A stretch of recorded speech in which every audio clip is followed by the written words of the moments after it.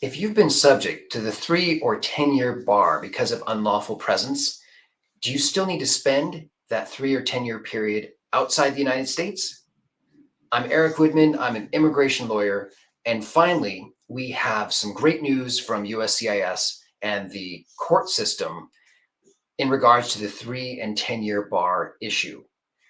Normally, and for years and years, if you have had unlawful presence for more than 6 months in the United States and you left the United States prior to the 1-year period, you'd be subject to a bar for re-entry to the US for 3 years.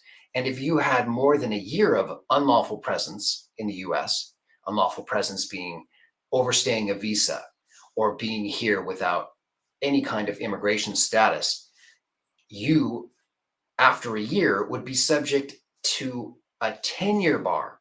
So a 3-year bar, a 10-year bar has massive negative consequences for you, your family, your company, and it's required waiting outside the United States for that 3 or 10-year period.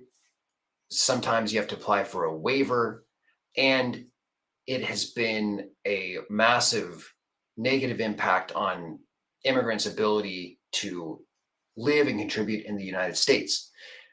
Thanks to a very recent federal court lawsuit up in the state of Washington, the government, Department of Homeland Security, USCIS, has agreed that they're going to change their policy, and they're now going to allow applicants for adjustment of status to wait out that 3 or 10-year bar if the applicant was subject to the 10-year bar, and wait out that period in the United States instead of outside the US. So if you're subject to that bar and you're eligible to adjust status, you can have the period of time spent in the United States, 3 or 10 years, that period of time will count towards fulfilling that requirement.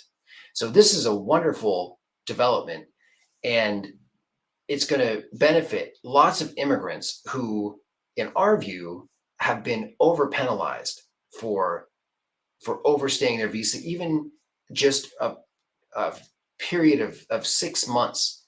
And so the ramifications are still being worked out. USCIS is going to issue a formal policy memo and provide more details of how this is going to play out.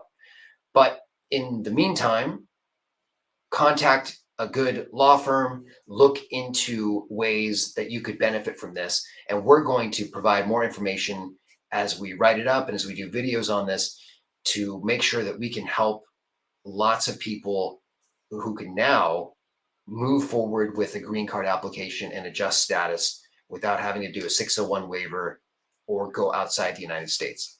So it's great to share some good news for once. Take care.